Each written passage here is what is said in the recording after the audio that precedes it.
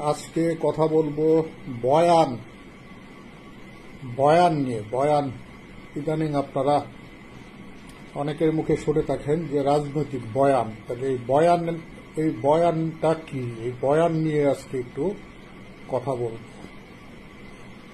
বয়ানের অ্যাকচুয়ালি বাংলা অর্থ দুইটা আছে। এটার আবার বয়ান কোন দৃষ্টিভঙ্গি থেকে শব্দটা ব্যবহৃত হচ্ছে। যেমন বয়ানের একটা ইংরেজি আছে, ইংরেজি মিনিংস আছে যে স্টেটমেন্ট। হ্যাঁ, আপনি যদি পুলিশ বা আদালতের অবস্থান থেকে দেখেন তাহলে এটার ইংরেজি হচ্ছে স্টেটমেন্ট। হ্যাঁ, আরেকটা এটার অর্থ আছে, ইংরেজি অর্থ আছে স্পিচ। হ্যাঁ, স্পিচ মানে হচ্ছে যে স্পিচ মানে হচ্ছে আপনার বক্তব্য। আমরা অনেক সময় বলি, বাংলা ইংরেজি মিশ করেই আমরা বলি যে উনি একটি সমাবেশে স্পিচ দিচ্ছেন, মানে ভাষণ দিচ্ছেন, মানে বক্তব্য দিচ্ছেন।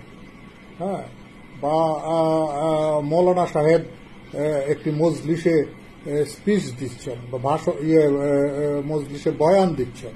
হ্যাঁ, কেউ যখন স্পিচ দেয়, যদি কোনো রাজনৈতিক নেতা একটা স্পিচ দেয় বা বক্তব্য দেয় বা ভাষণ দেয়, হ্যাঁ, তখন সেই রাজনৈতিক দলের আদর্শ বা মতাদর্শের আলোকে হ্যাঁ উনি বক্তব্যটা উপস্থাপন করেন।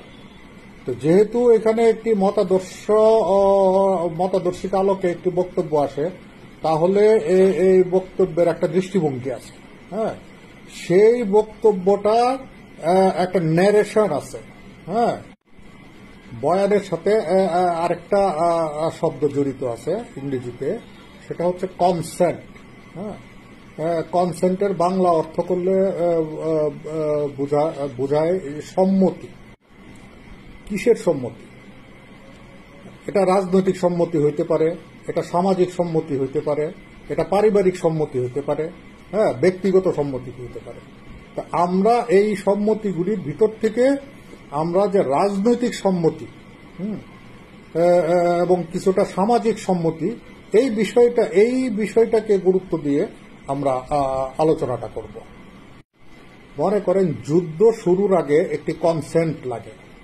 হ্যাঁ, কার কনসেন্ট? কনসেন্ট হচ্ছে রাষ্ট্রের সর্বোচ্চ পদে যিনি নিয়োজিত থাকেন তার কনসেন্ট লাগে। হ্যাঁ, সেনাবাহিনীর পক্ষ থেকে রাষ্ট্রপতির কনসেন্ট লাগে, বা সেনাপতির কনসেন্ট লাগে, বা সেনাপতি গিয়ে রাষ্ট্রপতির কাছ থেকে কনসেন্ট নেয়, মানে সম্মতি নেয়। হ্যাঁ, কিন্তু যুদ্ধ শুরুর আগে একটি বয়ান এস্টাবলিশ করতে হয়। হ্যাঁ, বয়ান এস্টাবলিশ মানে কি? একটি বয়ান মানে এমন একটি বক্তব্য দেশের জনগণকে দিতে হয় যেই বক্তব্যটা ভিতর দিয়ে বলার চেষ্টা করা হবে যে আমরা যে যুদ্ধটা করতে যাচ্ছি সেই যুদ্ধটা জায়েজ। হ্যাঁ, এই যে জায়েজ করার উদ্দেশ্যে যে সমস্ত স্পিচগুলি দেওয়া হয়, সেই স্পিচগুলিকেই বলা হচ্ছে বয়ান। যুদ্ধ শুরুর আগে বা যুদ্ধ চলাকালীন যে রাজনৈতিক বয়ানটা দেওয়া হয়, সেই রাজনৈতিক বয়ানটা একটা পলিটিক্যাল ন্যারেটিভ তৈরি করে। ন্যারেটিভ বলতে আপনার ন্যারেশন থেকে আমরা বলতেছি ন্যারেটিভ। একটা রাজনৈতিক ন্যারেশন মানে এক ধরনের রাজনৈতিক মতামত, হ্যাঁ, সমাজের মধ্যে, মানুষের মধ্যে বা জনগণের মধ্যে তৈরি হয়। হ্যাঁ, এই যে যুদ্ধ, এই রাজনৈতিক মতামত ছাড়া হ্যাঁ আপনি যুদ্ধটাকে লজিক্যালি জায়েজ করতে পারবেন না। এটাকে আপনাকে একটা দেশের জনগণ ব্যক্তিগতভাবে নিজের কাছে নিজে কনভিন্স হইতে হবে যে আমার সরকার বা আমার সেনাবাহিনী বা আমার রাষ্ট্র যে যুদ্ধটা করতেছে এটা সঠিক, এইটা আমার নিজের কাছে নিজেকে এটা কনভিন্সড হইতে হবে। হ্যাঁ, এই যে আমি কনভিন্সড হইলাম যে বক্তব্যের দ্বারা, হ্যাঁ, এই বক্তব্যটাই হচ্ছে পলিটিক্যাল ন্যারেশন, হ্যাঁ, বা এই বক্তব্যটা যুদ্ধের পরে যখন এস্টাবলিশড হয়ে যায় তখন আমরা এটাকে বলতেছি পলিটিক্যাল ন্যারেটিভ। প্রতিটি রাজনৈতিক দলেই একটা ন্যারেটিভের উপর ভিত্তি করে চলে, হ্যাঁ, তার যে রাজনৈতিক মতাদর্শ, সে মতাদর্শের ভিত্তিতে সমাজে সে একটা রাজনৈতিক ন্যারেটিভ এবং তার ভিত্তিতে সে প্রতিনিয়ত বয়ান দিয়ে চলে, হ্যাঁ, মানে স্পিচ দেয়। রাজনৈতিক নেতারা যে বিভিন্ন জায়গায় সভা সমাবেশ করে, সেই সমাবেশগুলিতে তারা যে ভাষণ দেয়, সেই ভাষণটা হচ্ছে সেই পলিটিক্যাল ন্যারেটিভের আন্ডারে তারা এই বক্তব্যটা দেয়। যে ন্যারেটিভের ভিত্তিটা তৈরি করা হয় তার আন্ডারেই তারা ভাষণটা দেয়। এই যে আমেরিকার মতো ওই যে দেশ, এই যে সাম্রাজ্যবাদ বলা হয় তাকে, বামপন্থীরাই বলে বেশি সাম্রাজ্যবাদ, হ্যাঁ, বা কোনো দেশ যখন আমেরিকা শত্রু হয় সেই দেশ আমেরিকাকে সাম্রাজ্যবাদ বলে। আচ্ছা, যাই হোক, আমেরিকা বিশ্বব্যাপী তার যে আগ্রাসন চালায়, সে আগ্রাসনটা শুধুমাত্র যে যুদ্ধের ভয় দেখিয়ে সে আগ্রাসন চালায় বা যুদ্ধ করে আগ্রাসন চালায়, বিষয়টা কিন্তু তা না, হ্যাঁ, তার কিন্তু একটা পলিটিক্যাল ন্যারেটিভ আছে, একটা রাজনৈতিক বয়ান আছে, হ্যাঁ, সে বয়ানটা কি? মানবতা, গণতন্ত্র, হ্যাঁ, সামাজিক নিরাপত্তা, হ্যাঁ। এখন সে শুধু তার নিজের দেশের মানবতা, সামাজিক নিরাপত্তা, গণতন্ত্র ইত্যাদি রক্ষা করে না, সে সারা বিশ্বের, হ্যাঁ, গণতন্ত্র, মানবতা, হ্যাঁ, এইগুলির দায়িত্ব নিয়ে নিছে, হ্যাঁ, এবং এই দায়িত্ব নিয়েই সে সারা বিশ্বে তার আগ্রাসন চালায়। অর্থাৎ মানুষকে এটা বলে যে সারা বিশ্বের মানবতা এবং গণতন্ত্র এইগুলি দেখা আমেরিকার একটি নৈতিক দায়িত্ব, হ্যাঁ।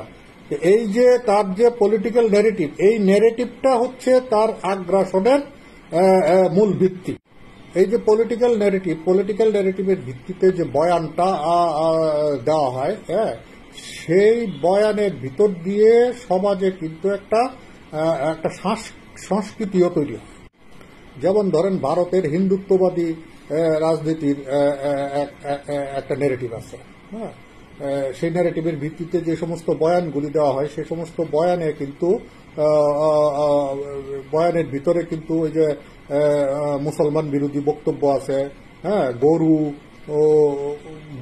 গরু সম্পর্কে তাদের বক্তব্য আছে, হ্যাঁ, গরু যেহেতু তাদের একটা পবিত্র পশু, হ্যাঁ, সে ব্যাপারে বক্তব্য আছে।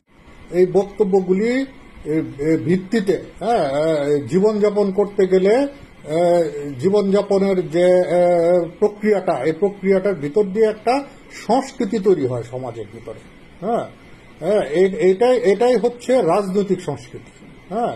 এই যে একটা রাজনৈতিক মতাদর্শের ভিত্তিতে, হ্যাঁ, পরিচালিত একটি সমাজের ভিতরে যে যে জীবনযাপনের যে পদ্ধতিটা তৈরি হয়, সেই পদ্ধতিটাই হচ্ছে সংস্কৃতি, রাজনৈতিক সংস্কৃতি।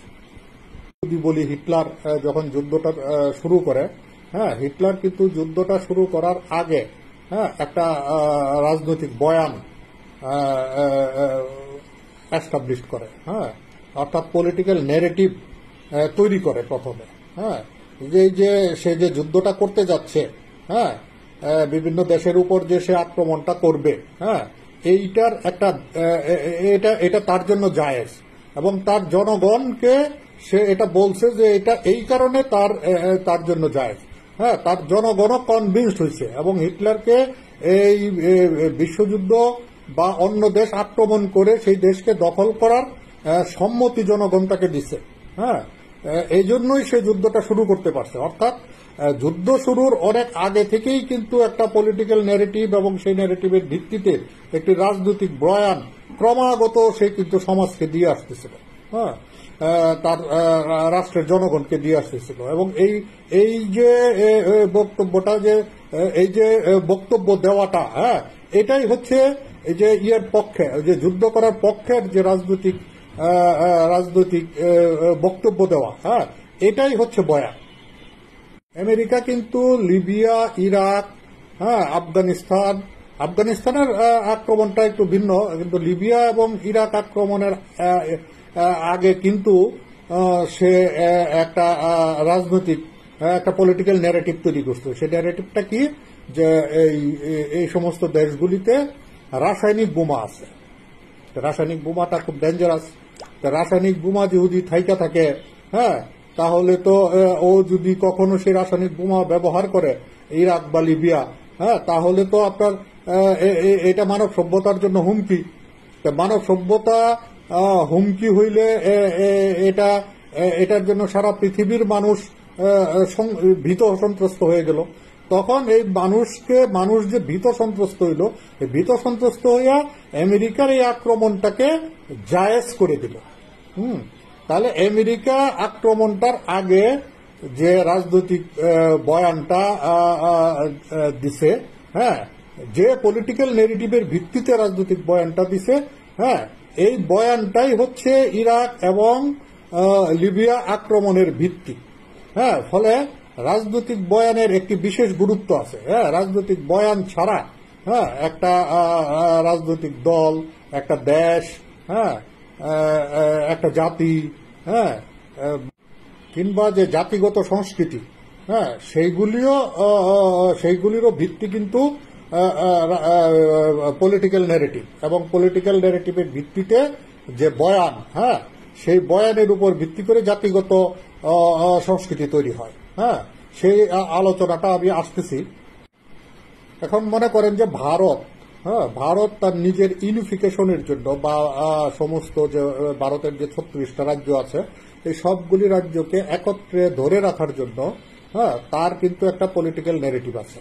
হ্যাঁ, এবং সেই ভিত্তিতে তারা সেই সমস্ত দেশের রাজনৈতিক দলগুলির দায়িত্ব নিয়ে, হ্যাঁ, সেই ন্যারেটিভের ভিত্তিতে স্পিচ দেয়। হ্যাঁ, তা না হলে তাদের ইউনিফিকেশনটা থাকবে না। হ্যাঁ, যেমন তার প্রথম পলিটিক্যাল ন্যারেটিভ ছিল আপনার সেকুলারিজম। অর্থাৎ ভারতে যে বিভিন্ন জাতি ধর্ম গোষ্ঠী আছে, হ্যাঁ, এই জাতি ধর্ম গোষ্ঠীকে একত্রে রাখার জন্য তার একটা জাতি বা গোষ্ঠীর প্রতি প্রাধান্য দিয়ে অন্য জাতি বা গোষ্ঠীর বিরুদ্ধে বৈষম্য করা যাবে না। হ্যাঁ, এই যে বৈষম্যহীন যে একটা দৃষ্টিভঙ্গি থাকবে রাষ্ট্রের, হ্যাঁ, এই বৈষম্যহীন দৃষ্টিভঙ্গিটাকেই তারা বলতেছে সেকুলারিজম। হ্যাঁ, অর্থাৎ তাদের প্রতিটা রাষ্ট্রই রাষ্ট্রের কাছে সমান। হ্যাঁ, এই সেকুলারিজমটাই হচ্ছে ভারতের ইউনিফিকেশনের পলিটিক্যাল ন্যারেটিভ। হ্যাঁ, তো এই সেকুলারিজমের পাশাপাশি এখন আসছে আবার হিন্দুত্ববাদী ন্যারেটিভ। হিন্দুত্ববাদী ন্যারেটিভটা কেন আসছে? যে ভারতের বেশিরভাগ রাজ্যের মানুষের ধর্মই হিন্দু। হ্যাঁ, কাজেই হিন্দু ধর্মকে যদি সামনে আনা যায়, হ্যাঁ, তাইলে তাদের ইউনিফিকেশনটা আরো মজবুত হয়। হ্যাঁ, প্রথমে আনছে তারা এই যে সেকুলারিজম, তারপরে আনছে, এখন চলতেছে তাদের হিন্দুত্ববাদ, হ্যাঁ, বা হিন্দুইজম। হ্যাঁ, এই হিন্দুইজমটাকে তারা ভারত তার পলিটিক্যাল ন্যারেটিভ হিসাবে নিচ্ছে, হ্যাঁ, তাদের নিজস্ব ইউনিফিকেশনের জন্য।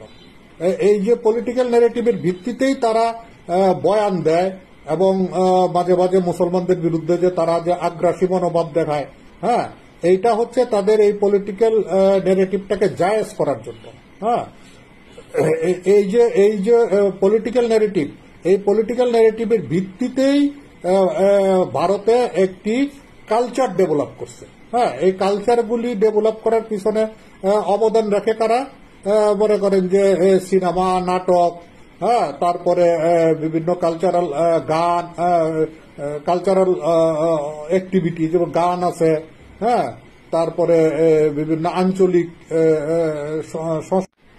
আঞ্চলিক সংস্কৃতিগুলি যে গড়ে উঠে, আঞ্চলিক সংস্কৃতিগুলির সাথে ওই এই ন্যাশনাল পলিটিক্যাল ন্যারেটিভের একটা সম্পর্ক থাকে। হ্যাঁ, এই যদি এটা সম্পর্ক না থাকলে ওই অঞ্চলটাকে তারা ডিসপুট এরিয়া হিসাবে ট্রিট করে। হ্যাঁ, এই জন্য যারা আঞ্চলিক রাজনীতি করে তাদেরও কিন্তু একটা দায়িত্ব আছে যে জাতীয় ভিত্তিক যে পলিটিক্যাল ন্যারেটিভ, এই পলিটিক্যাল ন্যারেটিভের ভিত্তিতে রাজনৈতিক বয়ান দেওয়া এবং সেই ভিত্তিতে সমাজকে সংগঠিত করে রাখা এবং সমাজকে পরিচালনা করা বা রাজনীতিকে পরিচালনা করা এবং রাজনীতির ভিত্তিতে মানুষকে ঐক্যবদ্ধ রাখা। আমরা যখন 1971 সালে পাকিস্তান থেকে আলাদা হই, আমাদেরও কিন্তু একটা রাজনৈতিক ন্যারেটিভ তৈরি করতে হয়েছিল। সেই ন্যারেটিভটা কি ছিল? যে পশ্চিম পাকিস্তান পূর্ব পাকিস্তানের সাথে একটা বৈষম্য আছে, অর্থাৎ পশ্চিম পাকিস্তান আমাদেরকে শোষণ করতেছে। এই মর্মে তৎকালীন আওয়ামী লীগের নেতারা এই পলিটিক্যাল ন্যারেটিভের ভিত্তিতে সারা দেশব্যাপী তারা বয়ান দিত এবং সেই বয়ানের ভিত্তিতে জনগণকে তারা ঐক্যবদ্ধ করছে। হ্যাঁ, এই পলিটিক্যাল ন্যারেটিভ ছাড়া আমরা এই 71-এর মুক্তিযুদ্ধ সংগঠিত করতে পারতাম না। হ্যাঁ, এই পলিটিক্যাল ন্যারেটিভটা আগে তৈরি করতে হয়েছে এবং আমাদের বাংলাদেশের প্রত্যেকটা জনগণ এটা কনভিন্স হয়েছে যে হ্যাঁ, ওই পূর্ব পাকিস্তান আমাদেরকে শোষণ করতেছে। 1971 সালে যে 71 সালে 7ই মার্চের যে শেখ মুজিবের যে ভাষণ, সেই ভাষণের মধ্যে দিয়ে উনি বৈষম্যগুলিকে উনি ফুটাইয়া তুলছে। হ্যাঁ, এর আগেও অনেকগুলি ভাষণ দিছে, সেই ভাষণে বলছে যে আমাদের দেশ থেকে লুট করা টাকা নিয়ে তারা চলে। হ্যাঁ, এরকম অনেক বৈষম্যের উদাহরণ দেওয়া হয়েছে এবং সেই ভিত্তিতেই কিন্তু ওই স্বাধীনতা যুদ্ধ হয়েছে। এটাই হচ্ছে পলিটিক্যাল ন্যারেটিভ এবং ন্যারেটিভের ভিত্তিতে বয়ান। হ্যাঁ, তারপরে যুদ্ধের পর আওয়ামী লীগ কি করলো? আওয়ামী লীগ মুক্তিযুদ্ধের চেতনাকে তাদের পলিটিক্যাল ন্যারেটিভ হিসাবে চিহ্নিত করলো। হ্যাঁ, মুক্তিযুদ্ধের ন্যারেটিভ যখন মুক্তিযুদ্ধের চেতনা যখন ন্যারেটিভ হিসাবে আসলো, পলিটিক্যাল ন্যারেটিভ হিসাবে আসলো, তাহলে মুক্তিযুদ্ধ হয়েছে কবে? 1971 সালে। 71 সালে মুক্তিযুদ্ধকে যদি আমরা একটি রাজনৈতিক কর্মসূচি ধরি, হ্যাঁ, রাজনৈতিক কর্মসূচি ধরবো কেন? এটা একটা রাজনৈতিক কর্মসূচি। হ্যাঁ, মুক্তিযুদ্ধ একটা রাজনৈতিক কর্মসূচি। কিসের ভিত্তিতে? এই যে পাকিস্তান আমাদেরকে শোষণ করতেছে, হ্যাঁ, পূর্ব পাকিস্তানকে শোষণ করতেছে, অতএব পূর্ব পাকিস্তান থেকে আলাদা না হইলে পূর্ব পাকিস্তানের কোনো মুক্তি নাই। তাহলে পূর্ব পাকিস্তান থেকে স্বাধীন হয়ে আমাদেরকে বাংলাদেশ হইতে হবে। বাংলাদেশ হওয়ার জন্য একটা রাজনৈতিক কর্মসূচি হচ্ছে মুক্তিযুদ্ধ। 1971 সালের 16ই ডিসেম্বর শেষ হয়ে যায়, বিজয়ের মাধ্যমে শেষ হয়। হ্যাঁ, শেষ হওয়ার পরে কিন্তু সেই রাজনৈতিক কর্মসূচিরও সমাপ্তি ঘটে। এরপরে আমাদের করণীয় কি ছিল? এরপরে আমাদের করণীয় ছিল যে সদ্য স্বাধীন বাংলাদেশটাকে গড়ে তোলা, অর্থনৈতিকভাবে গড়ে তোলা এবং সেই ভিত্তিতে একটি রাজনৈতিক বয়ান তৈরি করা। হ্যাঁ, প্রথমে রাজনৈতিক একটা পলিটিক্যাল ন্যারেটিভ তৈরি করা এবং সেই ন্যারেটিভের ভিত্তিতে হ্যাঁ রাজনৈতিক বয়ান দেওয়া। সেই জিনিসটা আসে নাই, সেই জিনিসটা তৈরি হয় নাই, আওয়ামী লীগ করে নাই। হ্যাঁ, পরবর্তীতে যারা এই রাজনীতি করে আসছে গত 54 বছর, তারাও কেউ তৈরি করে নাই। হ্যাঁ, মুক্তিযুদ্ধের কর্মসূচি তো শেষ হয়ে গেছে 16ই ডিসেম্বর। 16ই ডিসেম্বরের পরে তো আর মুক্তিযুদ্ধ চলে না। তাহলে মুক্তিযুদ্ধের চেতনা কেন আসলো? মুক্তিযুদ্ধের চেতনা আসলো এই যে মুক্তিযুদ্ধের চেতনা, তারপরে স্বাধীনতার পক্ষ, হ্যাঁ, ভারতীয় আধিপত্যবাদ, এই সবগুলি হচ্ছে একটা সুতায় গাঁথা। সেই সুতো থেকে আপনি ভারতকে যদি আপনি সুতা থেকে বের করে দেন, হ্যাঁ, সুতার মধ্যে যে 3টা পুঁথি গাঁথা আছে, হ্যাঁ, একটা পুঁথি হচ্ছে মুক্তিযুদ্ধের চেতনা, একটা পুঁথি হচ্ছে স্বাধীনতার পক্ষ, আর একটা পুঁথি হচ্ছে ভারত আমার বন্ধু।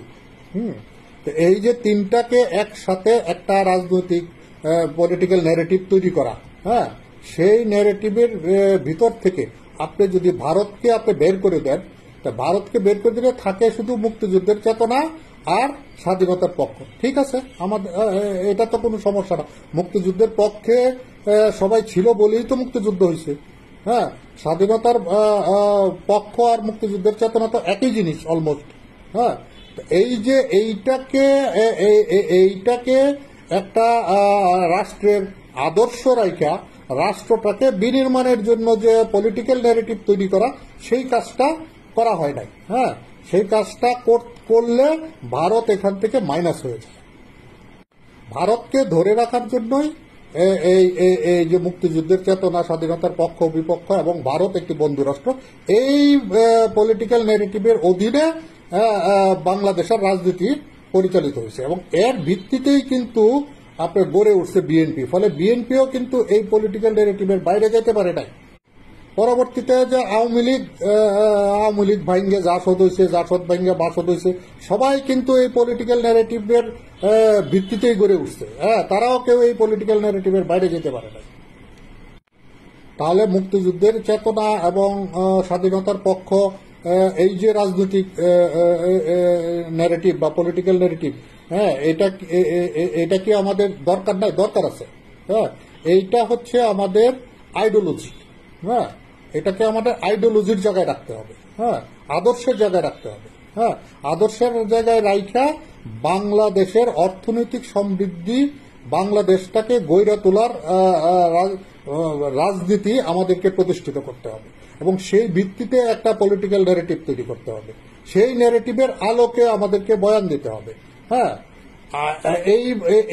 এই বয়ান, এই রাজনীতির আলোকে আমাদেরকে সাম্রাজ্যবাদ, আধিপত্যবাদ বিরোধী একটি অবস্থান থেকে সেই রাজনৈতিক বয়ানটা তৈরি করতে হবে এবং সেই রাজনৈতিক বয়ানের ভিত্তিতে দেশের রাজনীতি পরিচালিত হবে। এটাই হচ্ছে 24-এর গণ অভ্যুত্থানের মূল ভিত্তি। এই জিনিসটাকে এই পোলাপানরা সুন্দর করে বলতে পারতেছে না। পোলাপানদের সমস্যা হয়েছে, বেশি বুঝে তো, তারা নিজেরা যা বুঝে নিজেরাই করে, এই জিনিসটা তারা ভালো করে বলতে পারতেছে না। সমস্যাটা ওই জায়গায়। যে কারণে বলতে না পারার কারণে যে একটা পলিটিক্যাল ন্যারেটিভের এগেনস্টে যে আর একটা পলিটিক্যাল ন্যারেটিভ তৈরি হওয়া, এই কাজটা হইতেছে না। অর্থাৎ তারা যে একটা দীর্ঘ 54 বছরের একটা পলিটিক্যাল ন্যারেটিভকে ডিফিট দেওয়া, তারা যে দাঁড়াইছে, সেটার ভিত্তিতে যে আর একটা পলিটিক্যাল ন্যারেটিভ তৈরি করা, সেটা তারা করতে পারতেছে না। সেটা করতে গিয়ে নানান ধরনের এখানে আছে, ওই বাধা বিপত্তি আছে। সেই বাধা বিপত্তিকে ওভারকাম করে অগ্রসর হওয়ার জন্য যে রাজনৈতিক কৌশল, কর্মসূচি, সেগুলি তারা নিতে পারতেছে না। সমস্যাটা এই জায়গায়।